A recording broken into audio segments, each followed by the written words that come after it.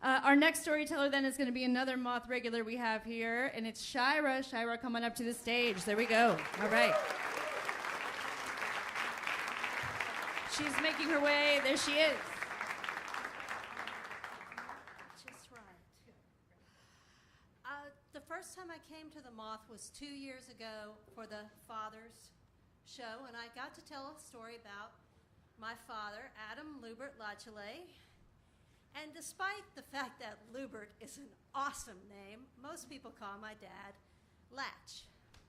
Now, when my dad leaves me a message, he says, "Sugar Lynn, this is your old Pop. Give me a call." So he's Pop, and only Pop can call me Sugar Lynn. My stepmother, Jo, died in 2008, and in 2009, Pop moved to Shalimar, Florida, to live with Joanne. They're different people, Jo and Joanne. Joanne is the girl my dad left behind when he joined the Navy. They have some history together. Joanne's daughter Gretchen is also in the household, and she's a wonderful extra daughter for my Pop. On February 29th, which was this year, it only comes every 4 years, my Pop had an accident on his three-wheel bicycle, as he calls it, and he got some fractures in his pelvis. And in addition to the mobility hindering injuries, while he was being treated, a CT scan showed what we now know is lung cancer. Pop survived breast cancer in 2011, had a mastectomy, and joked about getting a prosthesis.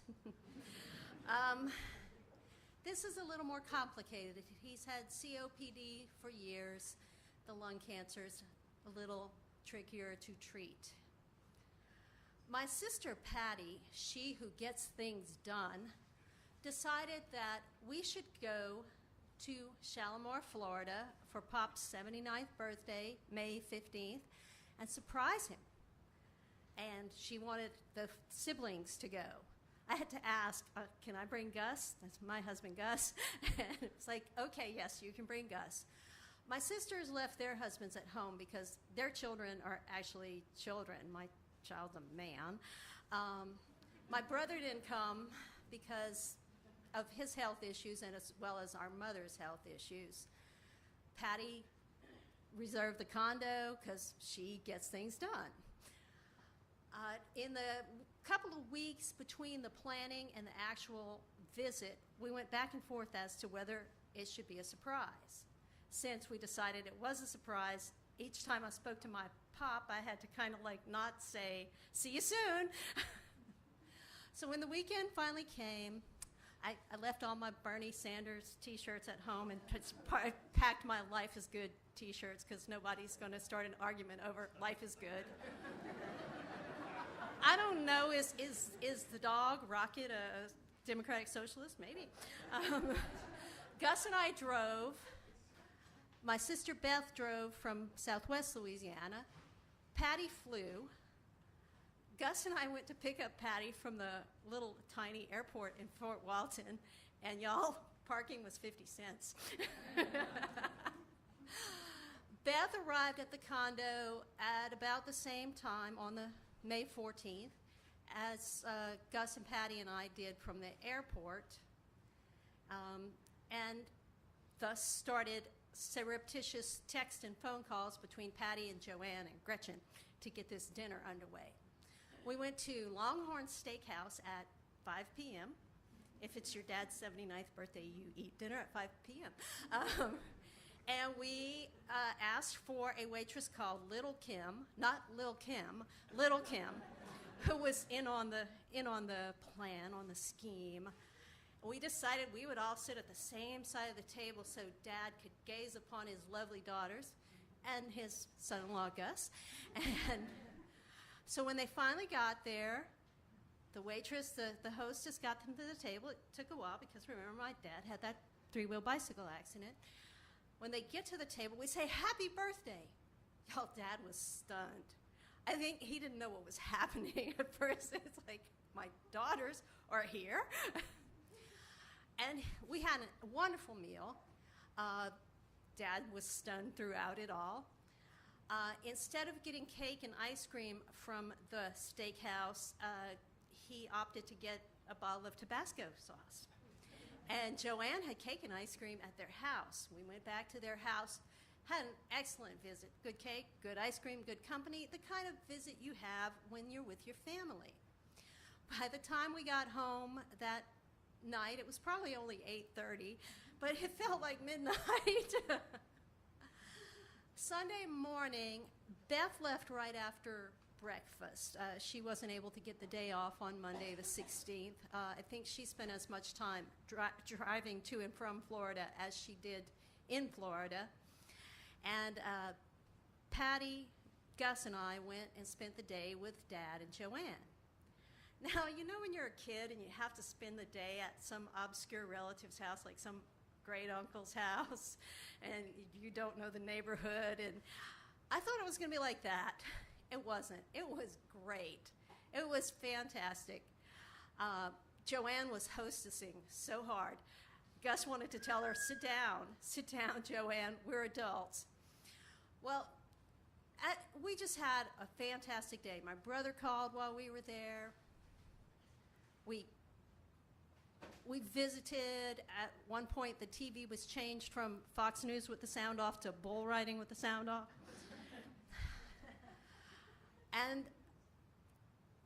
I'm sorry, I didn't give myself enough time. So by the time we got home that night, or back to the condo that night after an excellent day, it was 8:30, it felt like 10:30. I don't know, you eat dinner early, things feel late. Gus and I traveled home on Monday. We dropped Patty off at the airport. We didn't have to park, so we saved our 50 cents. Then we headed home, and on the drive home, I got a call from Dad, and he thanked us for coming, and he said, Shira Lynn, not Sugar Lynn, Shira Lynn, I loved the hell out of it. Pop, I did too. Thank you.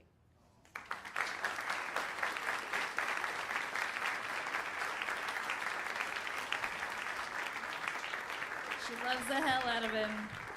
I just can't help but thinking, what if the waitress had actually been Lil' Kim and introduced Dad to all the daughters, and like a music video shoot happens. They're all like eating steak in the video. I don't know what kind of amazing desserts they have at Longhorn Steakhouse, but that's somehow involved. There's like an ice cream fight. I don't know. Just putting that out there. It's my alternate take of reality there. Judges, thank you so much. We're going to go to you. Shira, let's give it up for you one more time. All right.